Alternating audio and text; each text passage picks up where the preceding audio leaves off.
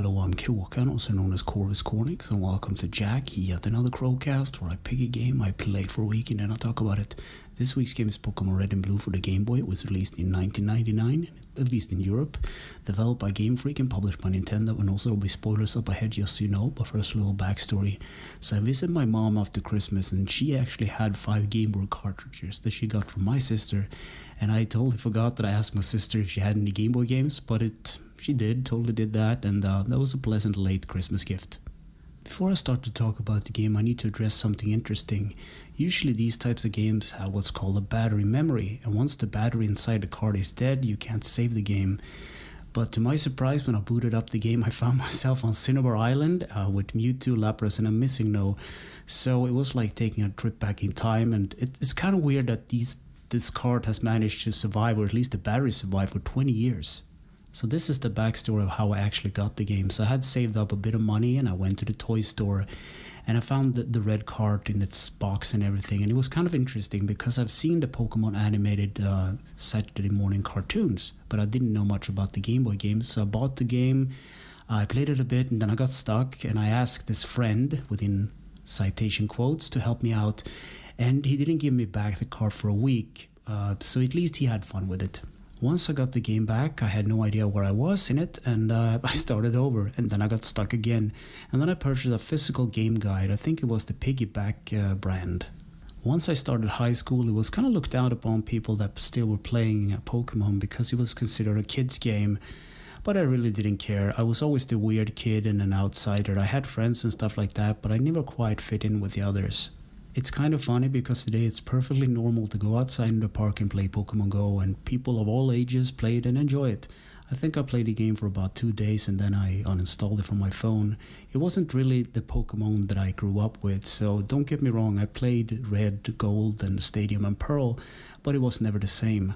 But I can still fondly look back on those summer breaks when I would sit outside under the shade of a tree and play this game.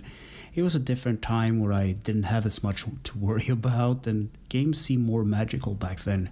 So this game came with 2 versions, Pokémon Red and Blue, and they're pretty much the same, but the Pokemon varies a bit between the versions. Game Freak also made use of the Game Boy Link cable, and it was kind of essential to get the 150 Pokemon you traded and battle with your friends, but I'll talk more about that when that comes up later. So what is Pokemon? Well, Pokemon stands for Pocket Monsters, and the in-game lore is pretty simple. You are this young trainer, you're out in the world to prove yourself, to collect all the Pokemon and beat all the gyms. And there are different types of Pokemon because there's like a battle system. So you have a rock, paper, and scissors mechanics where you have these elemental types, you have flying, you have fire, you have electric, ground, fire, water, grass, bug, all these, and it's like a rock scissor mechanic. So some Pokemon are immune to certain attacks and take less damage, while others have elemental damage bonuses. So the Pokemon can learn moves by leveling up, and these moves can also be learned by TMs, which are single-use machines, and then you have the HMs, which are hidden machines. They are Cut, Fly, Surf, Strength, and Flash, and these can be used over and over again. So the HMs are actually essential. You can't beat the games without them. So if your Pokemon run out of moves, and it can happen, then the Pokemon will use a move called Struggle. You damage your opponent, but you also damage yourself. So there's a lot to take in, but let's start from the beginning. What happens when you start up the game? So when you start up a game, you get the title screen and you get the option to choose a new game, or if you played before, you can continue, and then you have options. And in the options, you can change battle animations and text speeds and stuff like that. But the adventure starts in Pallet Town in the Kanto region. You're this young trainer in your room, and there's a little Easter egg here. If you go to the TV, there's actually a SNES console connected to it. There's also a PC in the room, and you can interact with it, and that will earn you a potion, which is used to heal your Pokemons in battle. So you head downstairs and you talk to your mom, and you head out to talk to Professor Oak. He's supposed to be at his lab, but he isn't. So you start to explore the town. At the bottom, or the south part of the town, you will find a little water area, which you can surf later. And then atop of the town, like the north part of it, there is this grassy area, and if you enter that part, Oak will trigger, and he will tell you that it's not safe to go in the grass without a Pokemon. So Oak will lead you to his laboratory where you can choose a Pokemon, one of the 3 starters. And Gary is also there, or whatever you name him. You can actually name your rival in this game. So you choose a Pokemon, and whatever you choose, you will have the disadvantage, because when Gary, or whatever you call him, he will pick the opposite, the obvious advantage. So you can choose between the fire type Charmander, the grass type Bulbasaur, and the water type Squirtle. And of course you have advantages and disadvantages throughout the game. So once you pick your Pokemon, Gary will pick the opposite and he will battle you. So battling is pretty much straightforward. You just pick battles in the options menu and you pick the moves that you have, and they're either like effects or just pure attacks. And once you beat Gary, he will storm off and you're free to explore.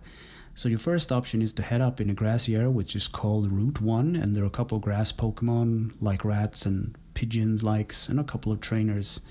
So you head up to the next town where you will enter the mart. This is like a Pokemon store, and the cleric will have a package for Mr. Oak, so you get that and you go back to Pallet Town with it, and you actually get a Pokédex, which is this, it's like an index for all the Pokemon you've seen and all the Pokemons you caught, all 150 of them.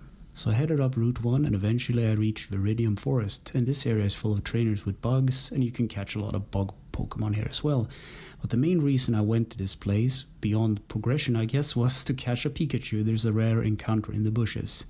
And I like the old pixel art for the Pokemon because it's never appeared later in the series. And I actually caught a Caterpillar as well. I fought some trainers and I ran into some bug Pokemon and I got poisoned. I also picked up an antidote. So the antidote is removes the status effect of poison, but if you continue to be poisoned you will lose 1 HP like one on the other step. It's kind of one of those annoying flickers on screen. Then once the flicker stops, the Pokemon is more or less passed out, so you don't want that to happen. It's also a good idea to restock now and then, so you go to the Pokemart and buy Pokeballs and potions and usable items. So you will earn money by beating the various trainers throughout the different areas. And eventually I reached Pewter City, and I powered level Pikachu a bit and I went to the gym. So there's only one trainer and then Brock from the animated series, and his main shtick is that he has rock Pokemon. So the Pokemon that I started at the beginning was actually Squirrel. I forgot to talk about it. Level him up a bit so he learns any type of water attack and you're basically good to go. And once you beat Brook, you actually get the Boulder badge. You collect these badges in order to unlock the final stretches of the game. And you also get the ability to use the HM5 flash, and you also get TM34 I believe, which is bide. And after that battle I headed for Mount Moon, which is this cave system. And I was a bit tired. I've been playing for like an hour and my eyes were sore looking at this tiny little screen. I did some more leveling to like even out my Pokemon's levels, but I was so tired that I had to take a break from it.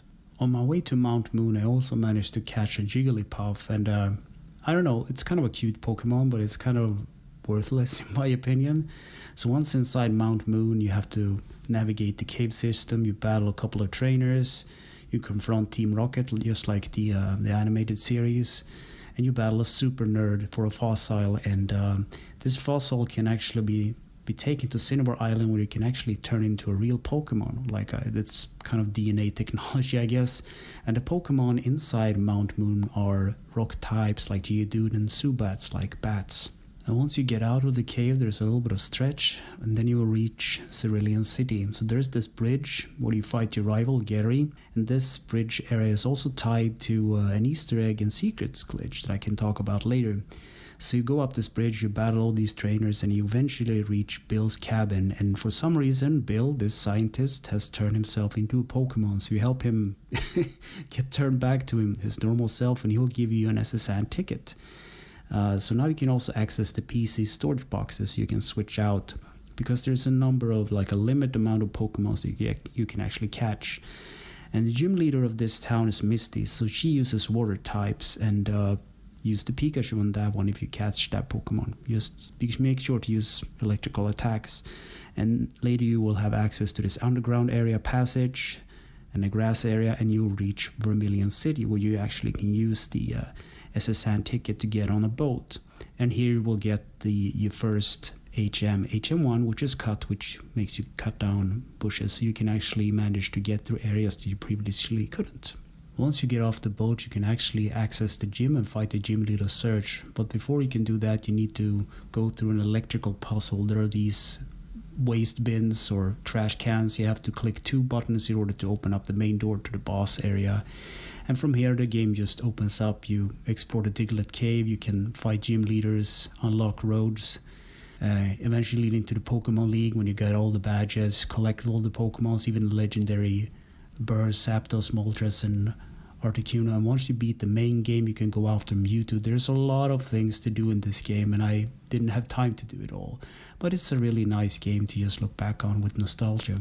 So, gameplay. You're a young Pokemon trainer out to prove yourself, go on an adventure, catching Pokemon, exploring and beating the gym leaders, eventually leading your way to the Victory Road and the Elite 5. Control. The D-pad is movement, the A button is interact, accept and select, the B button backs out of menus, the start button brings up the in-game menu, and if you hold select start A and B, you will reset the game to the start screen. Graphics. I like the old sprite set from the Game Boy games because it's so nostalgic. There's something about the old sprite sets, and it's kind of impressive as well that they managed to fit all 151 Pokemon into this little cartridge. I don't think they even have like a megabyte of storage, and everything is in there, like images and text, and it's very impressive. Sound and music. Junichi Masuda made the soundtrack for this game, and it kind of invokes that feeling of heading out for adventure, exploring everything from even the safety of your home and going into caves and these dark themes, and it fits the game perfectly. Easter egg secrets and glitches. Missing an O. At the beginning of the game, you will encounter this man that will teach you how to catch Pokemon. You watch that animation play and you fly down to Cinnabar Island and you surf down the east coastline up and down. You will encounter all different kinds of Pokemon and eventually Missing an O, this glitched out Pokemon. So if you beat this Pokemon, the 5th or 6th item in your inventory will duplicate. There's this memory glitch bug thing. It's useful to get a lot of Master Balls and a lot of rare candy, which is useful to level up your Pokemon. And it's one of those things that it can be very beneficial, but it can also corrupt your save data. So I don't recommending actually catching this Pokemon, because Missing No actually stands for the missing number. The game doesn't really know what to do. Another useful thing about the Cinnabar Island East Coast strip is that the last area you will encounter will be saved in memory.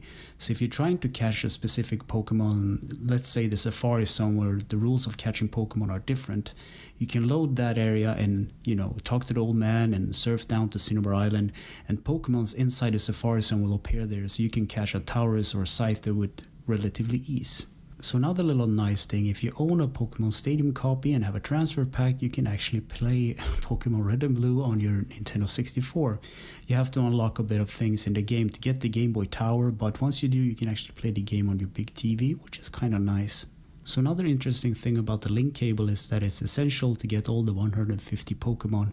So some Pokemon will only evolve while trading, such as Graveler turning into Golem and Kadabra into Alakazam. There's also, I think it was Machamp that turns into Machamp or something like that. There are a couple of Pokemons. It's been a while since I used the link cable, but I still have it in my closet somewhere. So back when I was a kid, there was a wild rumor that you can actually get Mew into your cart if you won a competition in Nintendo Power or something like that. But it's actually kind of funny because I watched a YouTube video about how to actually glitch Mew into the game. So if you are in the same town that Misty is and you have to go through the bridge section where you battle all the trainers, you have to trigger them in a very specific order in order for Mew to appear.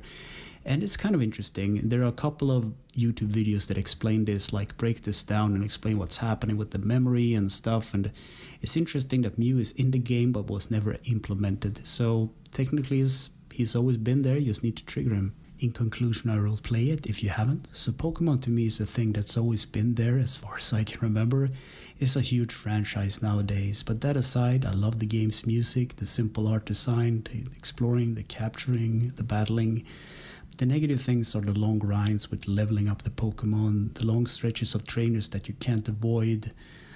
Otherwise, it's a pretty solid game. Also, the screen is a bit too small and it kind of strains my eyes a bit. So it's been kind of tiring to play the game on a tiny screen, but there are solutions to that as well.